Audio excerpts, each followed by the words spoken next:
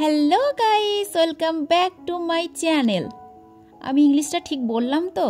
আসলে মাঝে মাঝে যেটুকু ইংলিশ জানি তাও মনে হয় যেন ভুল জানি, ওই কারণে না ইংলিশটা বলতে একটু লজ্জা লজ্জা লাগে। যাই হোক, গুড মর্নিং সকলকে, কেমন আছো সবাই? আশা করছি সবাই খুব ভালো আছো, আমিও খুব ভালো আছি। আমার নতুন একটা ভিডিওতে তোমাদের সকলকে অনেক স্বাগত রইল। বাঙালি মানুষ তো বাংলা বলতেই বেশি ভালোবাসি। যাই হোক, সকালবেলায় ঘুম থেকে উঠে এই যে আমার সুন্দর একটা ব্রাশ নিয়ে নিয়েছি, ব্রাশে একটু কলগেট লাগিয়ে দাঁতটাকে পরিষ্কার করে মেজে চলে এলাম এখন রান্নাঘরে। সোজা রান্নাঘরে এসে এই যে দুই বোনের জন্য 2 কাপ চা করে নিলাম। চাটা খেয়ে তারপরে বাড়ির কাজ করব। এইদিকে কালকে রাতের বেলাতে প্রচণ্ড বৃষ্টি হয়েছে, ঠান্ডা ঠান্ডা ওয়েদার, তো সকালবেলাতে চা খেলে বেশ মনটা ভালো হবে। এই দেখো, বাড়িতে তো আজকে আমরা 3 জন মানুষ, তো মুখ দিয়ে প্রথমে 2 জন বলে ফেলেছি। আসলে প্রতিদিন 2 বোনের জন্য চা করি, তো তাই 2 বোনই মুখ দিয়ে বেরিয়ে গিয়েছে। তো আজকে যেহেতু ছেলে সকালবেলায় পড়া আছে, তো সেই কারণে আজকে ছেলেকেও ঘুম থেকে তুলে দিয়েছি, বিছানাও দেখো ঝেড়ে নিয়েছি, তারপরে 3 জনের জন্য 3 কাপ চা করে নিয়ে আসলাম। চাটা করে চা খেয়ে ছেলেকে প্রাইভেটে পাঠিয়ে দিলাম, আর সঙ্গীতা চলে গেল অফিসে। আর আমি কিন্তু বাড়ির সমস্ত কাজ কাম করে সকালে বাসি কাপড়টা চেঞ্জ করে এখন সোজা রান্নাঘরে চলে এসেছি। যেহেতু ছেলের পরীক্ষা আছে, তো সেই কারণেই ধরো সকালবেলাতে ভাবলাম আজকে ভাত করব না।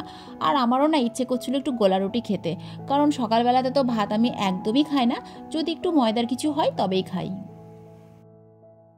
তুইও যেখানে আমিও সেখানে, আমি কি করে বলবো ওই জল দিবে কি দিবে না। রাজু আসছে না তোর বাড়ি কদিন থেকে? Guys, welcome back to my channel Jhuma's blogs. My channel Jhuma's blog.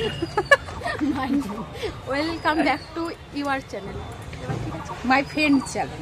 My friend channel. আরে বাঙালি মানুষ, বাংলাতেই বল। ও বল। Hello guys. গাইস না, নমস্কার বন্ধুরা। নমস্কার বন্ধুরা, আর তোমাদেরকে স্বাগত রইলো আমার বান্ধবীর চ্যানেলে। তোমরা সবাই এসো, ভিডিও দেখো, তোমাদের ভালো লাগবে। আর আমরা যা করি কি বলবো, যেগুলো তো তোমরা দেখো। মন খারাপ থাকলে আমাদের ভিডিও দেখতে হবে, বিশেষ করে তো এই ভিডিওগুলো দেখতে হবে। মন খারাপ থাকলে এই ভিডিওগুলো বেশি ভালো। তোর ভিডিওতে বেশ কমেডি স্কিপগুলো থাকে, মানে ব্লগে দেখিস না আমি কত হাসি তোর ভিডিও দেখে। তাহলে তোমার ভিডিও দেখতে গেলে আমার ব্লগ দেখবা। হ্যাঁ, আমার চ্যানেলে গিয়ে ওর কমেন্টে যেতে হবে, দিয়ে ওর ইয়েতে যেতে হবে, কিছু যেতে হবে, ইউটিউব চ্যানেলে। হ্যাঁ, ইউটিউব চ্যানেলে। আমরা যা মজা করি কি বলবো তোমাদের। তো আজকে বেচারির এই যে আমার বান্ধবীর হাত ভেঙে গেছে, তাই বেচারি গাড়ি আনতে পারেনি। ভেঙে যায়নি গাইস, মানে মাসল পেন হচ্ছে, মানে পড়েও যায়নি, আমার গাড়ি মচকে গেছে।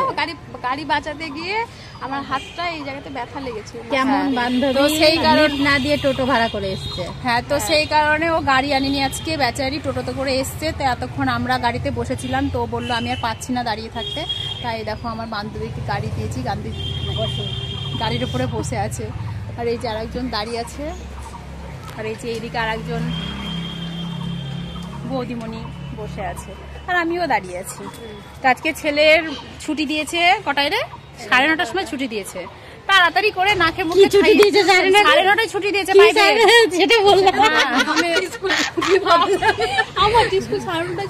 না, ছেলের প্রাইভেট ছুটি দিয়েছে 9:30টায়, আর হচ্ছে পরীক্ষা হচ্ছে 10টায়। তারপরে রং ছিল না, একটা রং কিনে দিয়েছে, দিয়ে স্কুলে দিয়েছে। এই যে এখন বসে বসে সবাই কত গাছতলায় গল্প করছি। গাছে অনেক ডুমুর আছে, পাড়ার চেষ্টা করছি কিন্তু কাটতে পারছি না। তো গন্ধ আসছে, এদিকে একটা মাছ মারা গেছে, একটা মাছ মরে ওখানে পড়ে আছে, দিয়ে কি গন্ধ আসছে, মাছ মরার গন্ধ। আর এখানে ডুমুর ধরেছে কত, কিন্তু পাড়ার মতন কোনো দেখা একবার গাইজদেরকে দেখা। প্রচুর ডুমুর আছে, কিন্তু পারতে পারছি না, পারবো কি করে?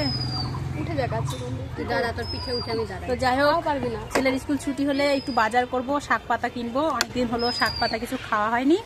শাকটা নিয়ে বাড়ি যাবো, বাড়ি গিয়ে তো শাক পাতা কাজ কাম করে স্নান ধ্যান করে রান্না করবো। চলো, টাটা। ছেলের স্কুলে যাওয়ার আগে না এই যে জামা কাপড়গুলো দেখছো, এগুলো না আমি সার্পে ভিজিয়ে রেখে গেছিলাম, কারণ জামা কাপড় সার্পে কিছুক্ষণ ভিজিয়ে রাখার পর যদি কাচা যায় তাহলে বেশ পরিষ্কার হয়।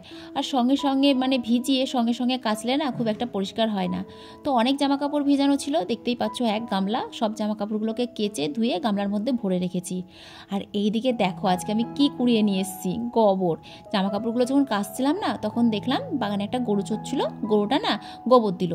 তো কালকে যেহেতু পুজো আছে বাড়িতে, তো ভাবলাম গোবরটাকে নিয়ে আসি, তাহলে কালকে গেটের সামনেটা একটু লিখিয়ে দিব। আর পুজো পার্বণের দিন একটু গোবর দিয়ে লিখালে বাড়িঘরও ভালো লাগে দেখতে, আর মনটাও বেশ পরিষ্কার পরিষ্কার লাগে, তাই না? তো এই দেখো নিয়ে এসেছিলাম তোমার সকালবেলাতে পাটের শাক। আমার না পাটের শাক খেতে খুবই ভালো লাগে, যেমন পাটের শাক, লেলতার শাক, কলমির শাক, শুশনির শাক, মানে কিছু কিছু শাক আছে যেগুলো খেতে আমি খুব ভালোবাসি।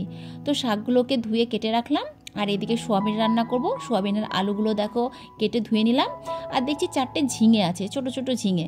তো ঝিঙেগুলো শুকিয়ে যাচ্ছে, তাই ভাবলাম ঝিঙেগুলোর একটু পোস্ত করে নেব, তাই ঝিঙেগুলোকেও গোল গোল করে কেটে রাখলাম। তো আজকে পাটের শাকটা আমি একটু ঝোল ঝোল করে রান্না করেছি, অন্যান্য দিন একটু শুকনো শুকনো করে করি, তো আজকে না একটু ঝোল ঝোল করে রান্না করতে ইচ্ছে করলো। তো বেশি কিছু না, গরম তেলের ওপরে কয়েকটা পাঁচফোড়ন দিয়েছিলাম, তারপরে কয়েকটা রসুনকে থেতো করে দিয়েছিলাম, তারপরে রসুনটাকে ভেজে ওর মধ্যে শাকটাকে দিয়ে লবণ, হলুদ, চিনি, কাঁচা লঙ্কা যা লাগে তা দিয়ে জল দিয়ে একটু ঢেকে রেখেছিলাম। তারপরে যে শাকটা সেদ্ধ হয়ে গেল, নামানোর আগে একটু চিনি ছিটিয়ে নামিয়ে নিলাম। আর এই দেখো আজকে কিন্তু ঝিঙে পোস্ততে একটুও আলু দিইনি, কারণ অন্যান্য দিন আলু দিয়ে করি, আজকে না শুধু খেতে ইচ্ছে করলো, তাই শুধু আজকে রান্না করেছি ঝিঙে পোস্তটা। আর করলাম তোমার এই যে আলু দিয়ে সোয়াবিন দিয়ে ঝোল। তো আলু সোয়াবিনের ঝোলও রান্না হয়ে গেছে, সব কিছুই রান্না হয়ে গেছে। এখন খাওয়া দাওয়া করে যাব কীর্তন শুনতে, যেহেতু আজকে সূর্য পূজা আছে আমাদের এখানে। তো খাওয়া দাওয়া করে সাজুগুজু করে চলে এসেছি সূর্য পূজা দেখতে।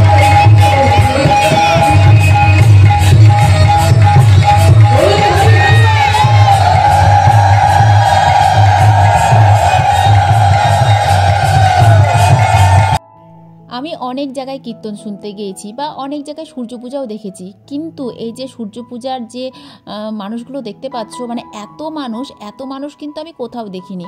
অন্যান্য জায়গায় হয়তো 2, 4, 10টা এরকম মানুষ উপোস করে, আর আমাদের এখানে মানে এত মেয়ে উপোস করে যে এদেরকে জায়গায় দেওয়া যায় না এই যে এই মণ্ডপে। আর যারা কীর্তন শুনতে আসে তারা তো নিজের জায়গা ছেড়ে তাদেরকে বসতে দিবে না, তো প্রচণ্ড ভিড় হয় সূর্য পূজার সময়, কারণ অনেক মেয়ে সূর্য পূজা করে। যাই হোক, চলো তোমাদেরকে আমি এই পুরো এলাকাটাকে ঘুরিয়ে দেখাই যে এখানে কি কি আছে আর কীর্তনতলায় কি কি বসেছে। তো দেখতেই পাচ্ছ বিশাল বড় একটা মাঠ, মাঠের মধ্যেখানে কিন্তু কীর্তনটা হচ্ছে, আর চারিপাশে কিন্তু মেলা বসেছে। অন্যান্য জায়গায় মানুষকে বসতে দেওয়ার জায়গা হয় না, আর এখানে দেখতে পাচ্ছ সব রকমের খাবার দাবারের দোকান, তারপরে হচ্ছে জিলাপির দোকান, এই যে তারপরে বাদাম, ফুচকা কি না বসেছে, তার সঙ্গে কিন্তু এই যে মনোহারি দোকানও কিন্তু বসেছে। আর এদিকে দেখো ঠাকুরের ছবিগুলো দেখতে কি সুন্দর লাগছে।